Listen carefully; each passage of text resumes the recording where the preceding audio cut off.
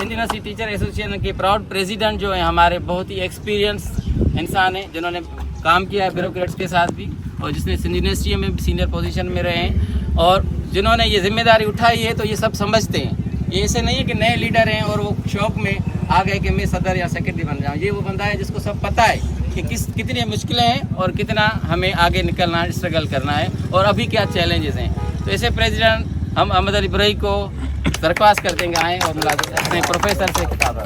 बिस्मिल्लाहिर्रहमानिर्रहीम। काबिल एहतराम असातिज़ा, अस्सलाम वालेकुम। जैसे कि आप सबको पता है कि हम किस मकसद के लिए यहाँ हाज़िर हुए हैं। ये पॉइंट्स जितने भी थे उसको डिस्कस हमारे सीनियर ऑफ अफवासा के सेक्रेटरी जनरल शामुराज चांडियो ने की। मैं पीपल्स पार्टी के लिए एक पैगाम देना चाहता हूँ। वो ये कि जब फाउंडिंग फादर्स थे पीपल्स पार्टी के, वो कहते थे कि ताकत का सरचश्मा अवाम है, हम अवाम से ताकत लेके इस्टेब्लिशमेंट के साथ दूसरे क़ुव्वतों के साथ लड़ेंगे, लेकिन अवाम को अपने साथ लेकर और ताकत बना के करेंगे। तो इसके लिए उन्होंने बहुत सारी प्रोजेक्ट्स लॉन्च किए। सबसे अच्छी बात वो ये थी कि लोगों को जॉब देंगे, जॉब के बाद उसको सिक्योर करेंगे रिटायरमेंट के सूरत में। अब ये एक इतना बड़ा जामे विजन था उन लीडर्स का, जो न सिर्फ फ़र्द को बल्कि एक घर को और माशरे को जो सोशल रिलेशनशिप थे उसको यकजा करते थे। फॉर एग्ज़ाम्पल मैं आप लोगों को बताऊं कि एक बाप जब गवर्नमेंट जॉब लेती है तो उसके बच्चे उस पर डिपेंड करते हैं। जब वो बूढ़ा होता है और रिटायरमेंट लेता है तो वो फिर भी रेलेवेंट रहता है उस फैमिली में। मतलब क्या है कि एक आदमी पैदा होने से मरने तक इस जॉब और पेंशन की जो सिस्टम थी उसके तहत एक सोशल और इकोनॉमिकल फाउंडिंग फादर्स इस अवाम की जद्दोजहद करते करते अपनी ज़िंदगियां शहादत दी। लेकिन अब जब जो नौजवान हमारा जो क़यादत है पीपल्स पार्टी की, उसकी पॉलिसीज़ में तब्दीली आ चुकी है। वो आवाम को इग्नोर करके आवाम की दुश्मनी पे उतर के और इस्टेब्लिशमेंट और ब्यूरोक्रेसी के साथ मिलकर ऐसे कवानीन बना रहे हैं जो आवाम को नुकसान दे रहे हैं। मैं इनको कहना चाहता हूं कि अगर आप ताकत आवाम से नहीं ले रहे और ब्यूरोक्रेसी और दूसरे जगहों पे आप ढूंढ रहे हैं अपनी ताकत, तो खुदा की कसम नहीं मिलेगी आप लोगों को। आपको वापस आना पड़ेगा, इस आवाम को ऑन करनी पड़ेगी और इनके तरफ उसके लिए आपको काम करना पड़ेगा, वरना आप वही होंगे तबाह जैसे लोग हो चुके हैं, तारीख और माजी का हिस्सा बन जाएंगे। आओ अभी भी टाइम है, अपने जो जालिमाना जो पॉलिसीज आप लोगों ने बनाए हैं ये वापस लें, आवाम को ऑन करें और उसके तहफ़्फ़ुज़ करें। शुक्रिया, थैंक यू। तकलीफ है हमारी, उसका बयान नहीं किया जा सकता, जैसे मैडम ने उस चीज़ को प्रॉपर नमूने से बाकायदा यहाँ पे एक्सप्लेन किया है। मैं बहुत शुक्रगुजार हूँ प्रोफेसर का जो यहाँ पे आया है और अपनी जिम्मेदारी को महसूस किया है। बाकी जो दोस्त शरीक नहीं हो सके उन्होंने भी भरपूर साथ दिया है हमारा, और इंशाल्लाह ये वक्तन रैलियाँ होंगी और सब दोस्तों से अपील है कि वो आते रहें। मैं शुक्रगुजार हूँ। हमारी सिंध यूनिवर्सिटी टीचर एसोसिएशन में ज़ाहिर है हर हुस्न यही होता है कि हर जगह एसोसिएशन में मुख्तलिफ ग्रुप्स होते हैं और वो ग्रुप्स इलेक्शंस लड़ते हैं। तो हमारे यहाँ भी अपोजिशन में ज़ाहिर है अपोजिशन, तो उसके कुछ दोस्त हमारे यहाँ शरीक हुए हैं, मैं उनका भी शुक्रगुजार हूँ। और यही हुस्न अखलाक है, अगर ये हुस्न अखलाक हो जाए तो क्या बात है। I appreciate them, but I also call our president Sindh university teacher association जे सेक्रेटरी हैसियत में ही जेको मामिलो आहे इहो असांजे बच्चनि जे मुस्तक़बिल जो मामिलो आहे। जॾहिं पेंशन जी कटौती थिए थी त हिन दौर में कीअं सर्वाइव कंदो माण्हू जेको रिटायर थिए थो, जंहिंजी 30 खां 35 साल सर्विस हुजे ऐं उनखे अचानक रिटायरमेंट पाण ख़बर पवे त तुंहिंजी जेका पगार 3 लाख हुई हाणे अची 80,000 ते पहुती आहे, त उनजी ज़िंदगीअ में केॾो हिकिड़ो मतिलबु डिज़ास्टर अची सघे थो। अहिड़ीअ तरह टैक्स रिबेट असां यूनिवर्सिटी टीचर्स खे हिकिड़ो स्पेशल प्रिविलेज हो जेको आर्मी जे दौर में जनरल अरेज़ मुशर्रफ जे दौर में आयो, पर अफ़सोस सां चवणो थो पवे त उहो टैक्स रिबेट जी फैसिलिटी हिकिड़ी जेको आहे सो गवर्नमेंट में 50% कई वई, नवाज़ शरीफ़ जी गवर्नमेंट में, वरी हिन गवर्नमेंट गुज़िरियल टेन्योर में उनखे 25% कयो ऐं वरी इंतिहाई अफ़सोस सां हींअर उनखे ख़तमु कयो आहे। हीअ त असांखे ॾाढो ॾुख थो थिए त माण्हुनि जे वोट ते ईंदड़ पार्टी पाकिस्तान पीपल्स पार्टी, जंहिंजो नौजवान ऐं बुरजस्तो चेयरमैन बिलावल भुट्टो ज़रदारी, जेको ख़ासि तौर ते तालीम में सिंध पाकिस्तान जो मुस्तक़बिल ॾिसे थो, उन जेकॾहिं प्रोफेसर जे टैक्स रिबेट जी कटौतीअ जे करे उनखे जेको आहे सो बहाल करण जी उनखे ख़ासि असां अपील कयूं था, सिंध जे चीफ मिनिस्टर खे बि कयूं था। हिन टैक्स रिबेट जे कट थियण सां हिन दफ़े पघार में असां सभिनी जूं पघारूं घटिजी वियूं। जेकॾहिं असांजी 3 लख पघार आहे त लख खां मथे ई असां टैक्स था भरियूं। असांजी पघार वधण बजाए घटि थी वई। इहा कहिड़ी न कहिड़ी मज़ाक आहे त असांजो जेको फाइनेंस मिनिस्टर जेका चार्ज CM वटि आहे ऐं उहो ऐलान करे त असां जेको आहे 10% पघार वधायूं था यूनिवर्सिटी टीचर्स जी मुलाज़िम जी जेके 17 खां मथे आहिनि ऐं असांजी 10% घटिजी वञे।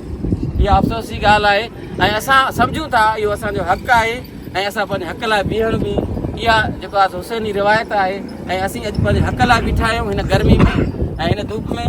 असांखे अफ़सोस आहे त अॼु असां क्लास बि बंदि कया आहिनि, पर छा आहे त इन्हनि ॿारनि जा वालिदैन ई नौकरियुनि में आहिनि। जेकॾहिं उन्हनि जी पेंशन न हूंदी त इहे ॿार कीअं पढ़ाए सघंदा?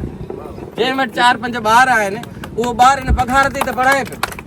हाणे जेकॾहिं उहे ॿार जेके असीं पढ़ाए न सघंदासीं त पोइ यूनिवर्सिटी में ईंदो केरु, कॉलेजनि में ईंदो केरु, स्कूलनि में ईंदो केरु? अॻे ई सिंध जो 60% ॿार स्कूलनि खां ॿाहिरि आहे ऐं हाणे उन जेको 40% ॿार स्कूलनि में आहे उहो इन नौकिरी याफ़्ता माण्हुनि जे करे ई त आहे। जेकॾहिं तव्हां उन सां अहिड़ी वेदन कयो था त इहा सिंध सां या पाकिस्तान सां वेदन कयो था। बराए महिरबानी पंहिंजा फ़ैसिला इहे वापसि वठो। हिन सिंध जे पढ़ियल लिखियल बाशऊर तबिके प्रोफेसर साहिबान जेके सॼी सिंध में अॼु हिकु आवाज़ थी बीठा आहिनि, पंहिंजे मुलाज़िम दोस्तनि सां गॾु उन्हनि जे तरफ़ां इहा हिकिड़ी अपील आहे सिंध गवर्नमेंट पंहिंजा मुलाज़िम दुश्मन फ़ैसिला वापसि वठे ऐं बिलावल भुट्टो सुरखुरो थिए। महिरबानी तव्हां सां। डॉक्टर ख़ालिद साहब, अॼु जेका अफ़ापुआ सां ऐं सूटा जो मुज़ाहिरो कहिड़ी कहिड़ी पॉइंटनि ते भला? सोजो साहब तव्हांजी महिरबानी। अॼु असां सिंध चैप्टर जेको अनाउंस कयो हो त सिंध जूं जेके बि यूनिवर्सिटियूं आहिनि उन में बाइकाट आहे। बाइकाट उन सिलसिले में जेका सिंध एम्प्लॉय एसोसिएशन आहे जेका 4 महीननि खां एहतजाज पई करे। छा ते त हिकिड़ो जेको आहे डिस्पेंसरी अलाउंस ऐं पेंशन में कटौती ऐं इंश्योरेंस ऐं उन में वरी गॾु असां जेको रखियो आहे त रिबेट टैक्स जेको 50% रिबेट जो असां गवर्नमेंट ख़तमु कयो आहे। उन सिलसिले में अॼु सॼे सिंध जी यूनिवर्सिटियूं फपवा सां सिंध चैप्टर जे ऑर्डर ते सॼी सिंध यूनिवर्सिटियुनि जे में बाइकाट हुयो ऐं उते सभु तदरीसी अमल जेके हुया उहे मुअतल हुया ऐं उन में असां सिंध चैप्टर खे बि मुबारकबाद पेश कयूं था, जंहिंमें असांजी प्रोफेसर डॉक्टर श्यामराव चांडो आहे जंहिं इहो अनाउंस कयो ऐं सॼी सिंध जा जेके यूनिवर्सिटियूं हुयूं उन्हनि खे पंहिंजे एतमाद में वरितो ऐं सॼी सिंध जूं यूनिवर्सिटियूं बंदि करायूं।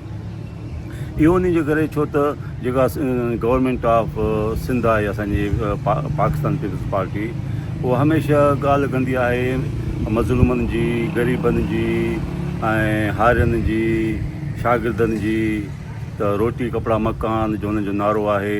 पर हाणे लॻे ईअं थो त हू रोटी कपिड़ा मकान असां खां फुरे रहिया आहिनि। उन सेंस में इन अहिड़ा फ़ैसिला कया आहिनि जंहिंमें असांजो मुआशी क़तल थी रहियो आहे।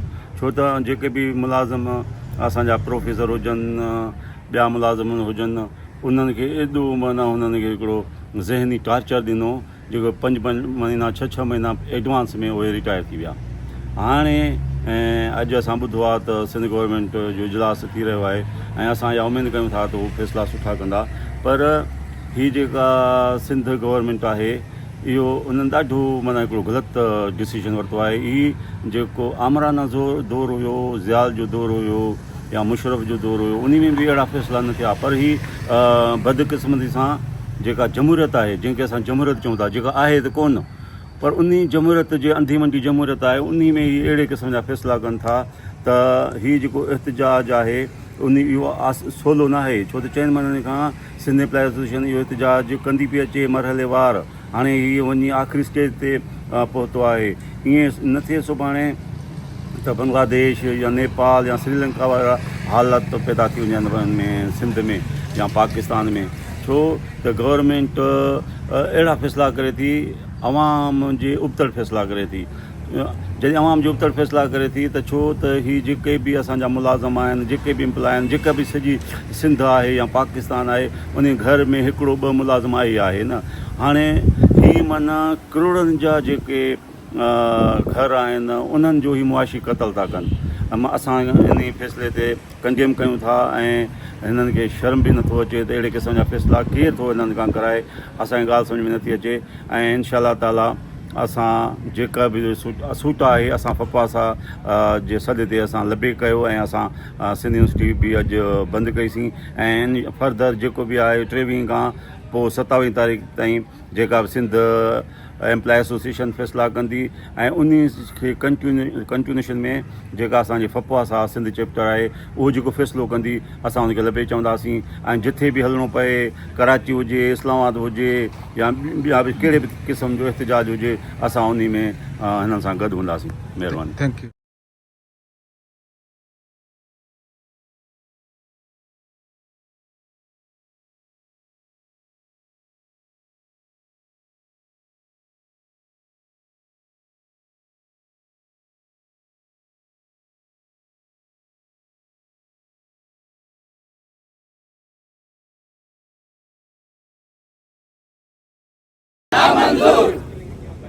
पेंशन में कटौती, पेंशन में कटौती, पेंशन में कटौती, मुलाजिम दुश्मन सब दस्तूर, मुलाजिम दुश्मन सब दस्तूर।